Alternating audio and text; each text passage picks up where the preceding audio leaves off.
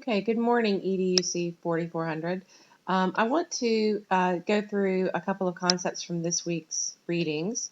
I'm going to actually just take a couple of slides that are right out of your resources folder from week one. Today's the last day of your discussion forums for week one, and you've been doing a lot of reading today, getting a broad overview of some of the major theories of learning. The Seifert text, especially Chapter 2, but also Chapter 3, really cover some of the major ideas and concepts with learning and sort of highlight the major theorists that drive a lot of the theoretical basis for why we as teachers do what we do. So I wanted to go back and touch upon a couple of those readings very briefly, just to give you a little bit of reinforcement as you continue your discussions today and as you move forward in this class. Chapter 2, as you read in Seifert, really talks about key ideas as they relate to major theories of learning. And the three major theories of learning that were sort of purported there was cognitive development, behaviorism, and social cognitive development. So I just want to briefly talk about this, and I kind of cross into Chapter 3 a little bit in this discussion too, because he takes a deeper dive in Chapter 3 into some of the specific theories as they relate back to these three major areas of learning. So cognitive development is the first major area of learning that is discussed in the text. And some of the things you want to keep in mind when we think about those principles with all learning theories, cognitive, social constructivism, as well as behaviorism, are the following principles. One, everyone develops in an orderly and predictable manner. And this is really talking about the normal population. Obviously, we have students, and many of you guys actually do teach students, sort of fall outside of the normal range of the population. And so when we're talking about the normal range of the population, we would say that developmental patterns do occur in an orderly or predictable manner. So when you have that student that falls outside of that range, then you might not be able to apply some of the same idea, but you can still kind of know predictably where a learner should be if they were falling on that normal pattern.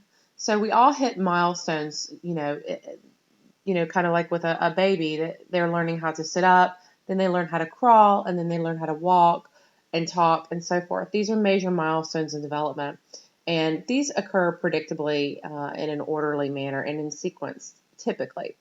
There are certain universals that we expect all kids to take on when they learn.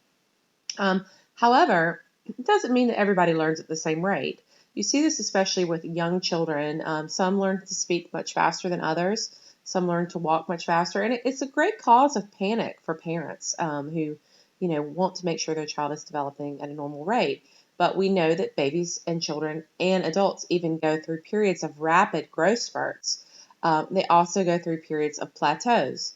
So that's where you have all of these stage theories starting to come out. So you read about Piaget, and he has a stage theory, right? Stage theory of cognitive development. Erik Erikson has a stage theory when he talks about social emotional development. Talks about how as we go from childhood into adulthood, there are certain stages we must pass through as we develop cognitively and socio-emotionally. And that's where a lot of these stage theories come from, because they say we're going to hit these milestones and universals predictably, and we go through these stages of development. Much of development is nature and nurture, and we can talk a lot about that. Nature being your genetics, your what you're born with, so to speak, and nurture being how you've been raised, your environment.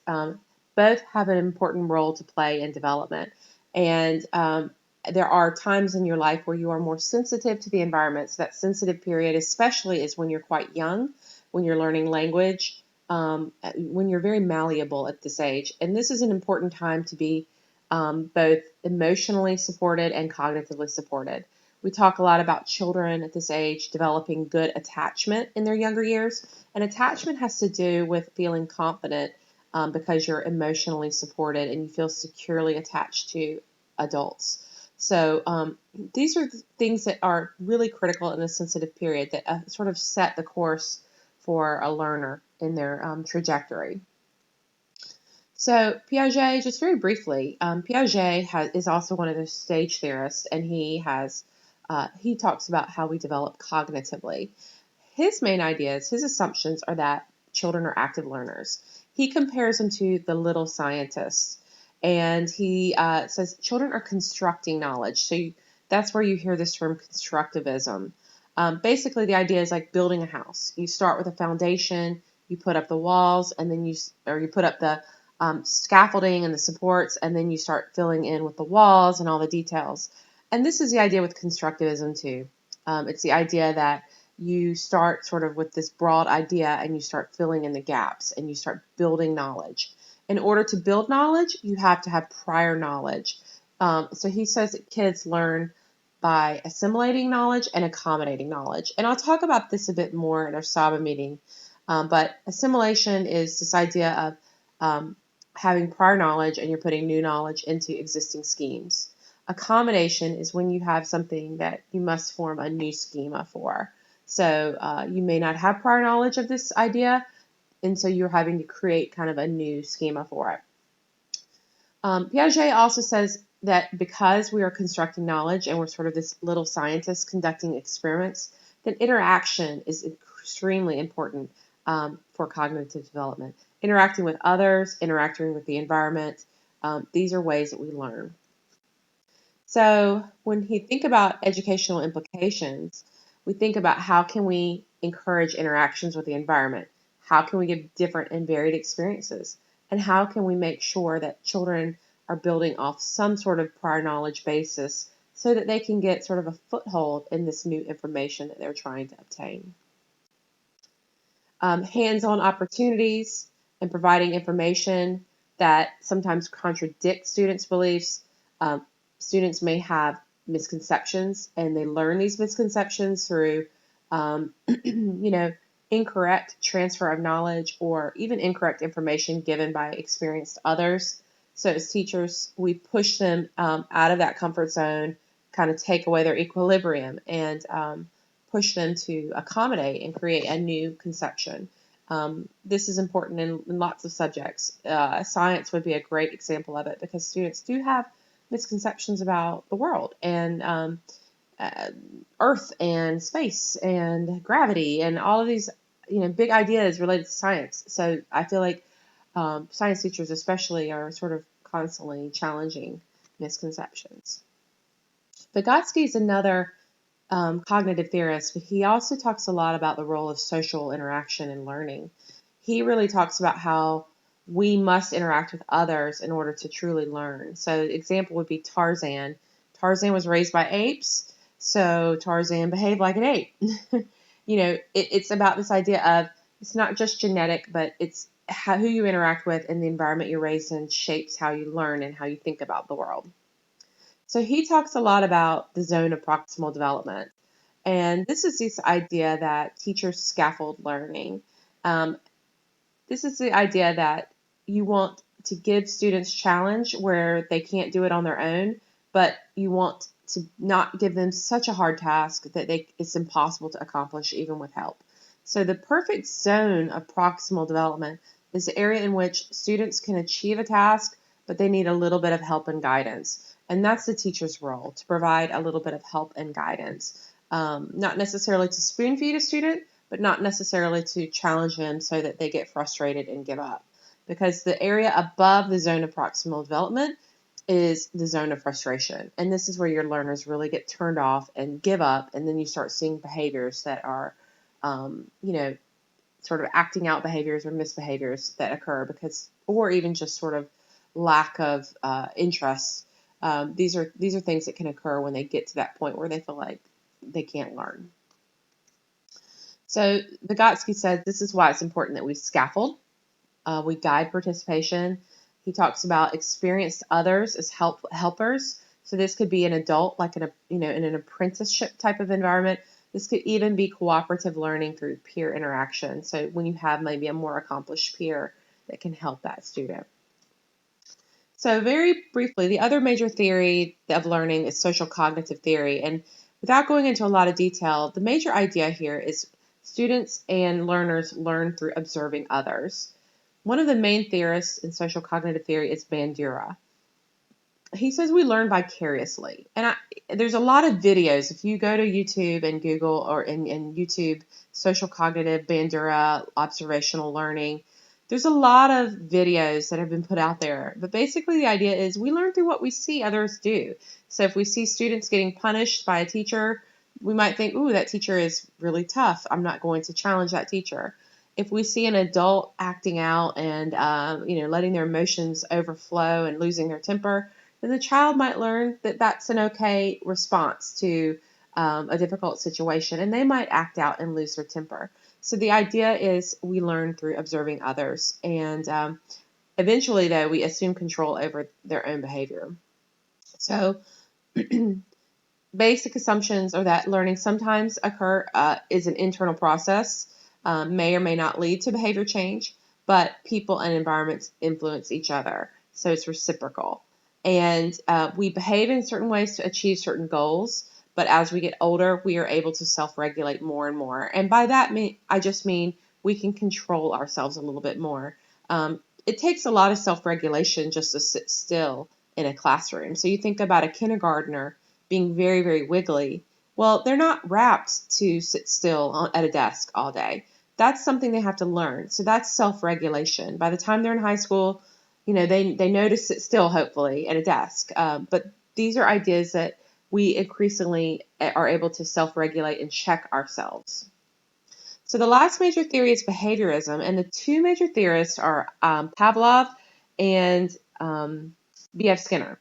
Pavlov is your classical conditioning theorist. So he talked about how you guys are familiar with the famous experiment of the dog, where anytime the dog sees food, they salivate, right? So this is the idea of having a reflex. When you smell something delicious, you automatically get hungry or salivate. You may not have felt hungry, but when you see or smell that delicious thing, all of a sudden you feel hungry. That's a reflex. And so he said that's an unconditioned response to a stimulus. He paired an unconditioned response with a conditioned response. So he presented food with ringing a bell. Initially, if you just ring the bell, the dog is not going to respond to that because they don't know what that bell means.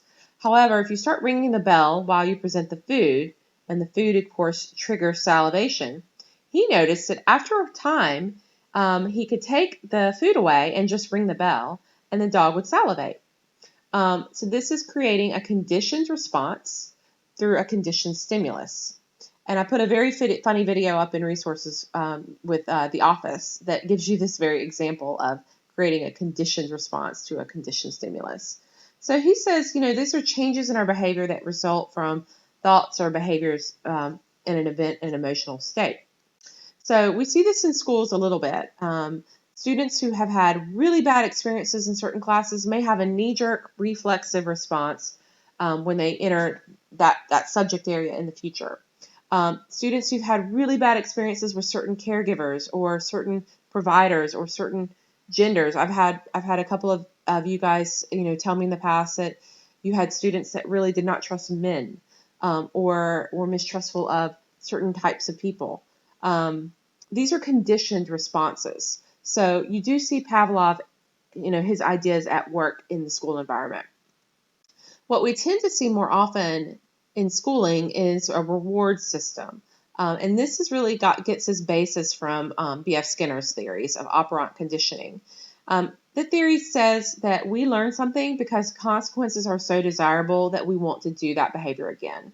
And that's what reinforcement is. We're reinforcing a behavior that we desire to see.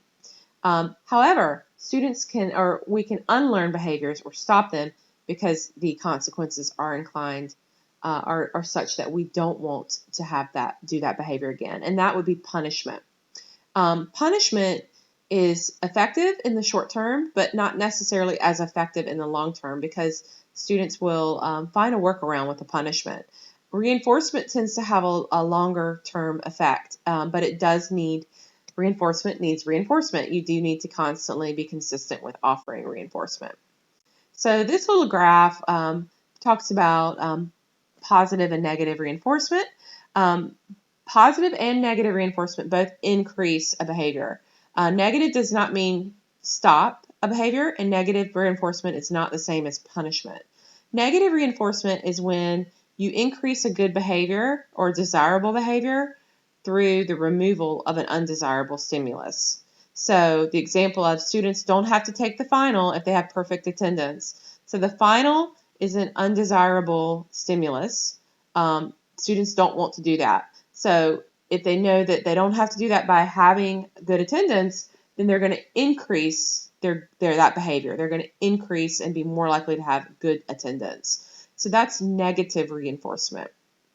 Positive reinforcement is when you add a stimulus for a desired behavior.